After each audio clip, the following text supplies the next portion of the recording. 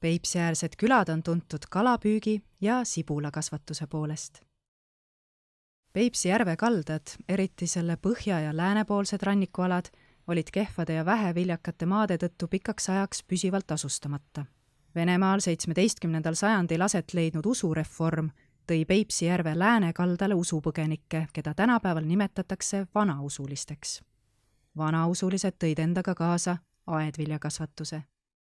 Kuna Peipsiäärsed alad olid liig niisked ja liivased, kujunes sibulakasvatusest üks peamisi tegevusi. Meil muld on nagu huumuserikas, sellepärastki, et vanasti oli see Vanajärve põhi ja see on tänapäeval raske öelda, see on sapropöörikiht, aga see on ikka see niimoodi, et see järve mudakiht 50-60 sentimeetri.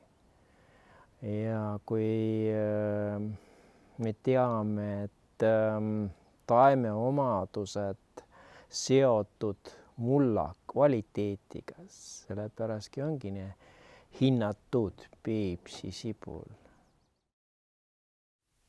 Aktiivsemalt hakkas sibulakasvatus Peipsiäärsetes piirkondades arenema 19. sajandi keskel. Peipsi sibula tuntus kasvas ja Peipsimaa sibulast sai piirkonna tunnustoode. Hiilgeaegadel kasvatati seda 170–180 hektaril. Жили мои родители, и бабушки, и дедушки, все жили здесь. И все, сколько я себя помню, все время мы копаем вот такие грядки и сажаем лук. Tänapäeval on sibulakasvatus Peipsimaal vähenenud. Enamasti kasvatavad seda vanemad inimesed, sest paljud noored on siinsetest küladest lahkunud, kuid just Peipsi sibulast on saanud tuntud pärandkultuuri sort. Sibula kasvatamine kannab edasi esivanemate traditsioone. Mu naine kasvatab juba sibulat umbes 50 aastat. Mina alustasin nii, et aitasin talle, nüüd kasvatan ise ju. Paarkümmend aastat juba kasvatan. Peipsi sibula kasvatustehnoloogia on osa pärandkultuurist. Sibulat kasvatatakse kõrgpeenardes, sest sibul ei taha liig vett, küll aga niiskust. Kõige raskem töö sibulate kasvatamise juures on peenarde kaevamine. Peenarde vahed on sügavad ja aitavad vähendada üleliigset vett mullas. Füüsiliselt raske töö käib vanematel inimestel üle jõu ja ajapikku on ka seetõttu sibula peenraid üha vähemaks jäänud. Ise kaevand, ise üksipäini ja kõik see teen valmis ja panen maha ja kõik üksipäini, kellele seda rasket tööd vaja on. Niisked ja varjulised peenravahed on koduks konnadele, muttidele ja muudele pisiloomadele. Peipsi sibul on eriline, kuna üks sibul kasvatab alla terve pesakonna ja sibulas leidub ohtralt ühendeid, mis teevad sibula kibedaks, kuid samas annavad ka hea maitse. Peipsi sibul sisaldab ka palju suhkruid. Suhkrud aitavad kaasa sibula säilivusele, mistõttu korralikult kuivatatud sibul säilib toa tingimustes uue saagini. Sibula kasvatamine on Peipsi ääres elavatele inimestele oluline. See juurvili on nii mõnegi jaoks vajalik sissetulekuallikas. Pension on väikene, sellepärast. Siit saab vaid natuke tulu saan, puideraha ja kõiki muid arved maksta ja mis see siis nii see elu käib, tead. Peipsimaa sibulat on nimetatud ka kohalikuks pärliks. Kuldkollased tippsibulad teevad sügisel meele rõõmsaks nii lastel kui ka aiapidajatel.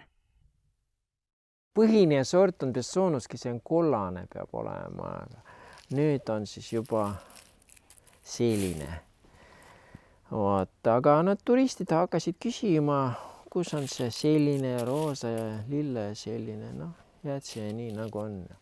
Kollased ja punasid ka on, mõned on punased sees, enam jagu ikka kollased. See on see vana Peipsi sibul. Augustist oktoobrini võib Peipsiäärsetes külades näha nii mitmeidki sibulamüüjaid. Pakutakse nii suuri kui ka väikeseid sibulaid. Omamoodi kohalik käsitööoskus on ka sibulate põimimine palmikuteks. Müügihooajal ahvatlevad need oma iluga nii mõndagi möödaminejat. Peipsi sibula kasvatus on pikk protsess. Uue sibulaseemne saamine võtab aega 4 aastat. Igal perel on tavaliselt oma sibulaseeme.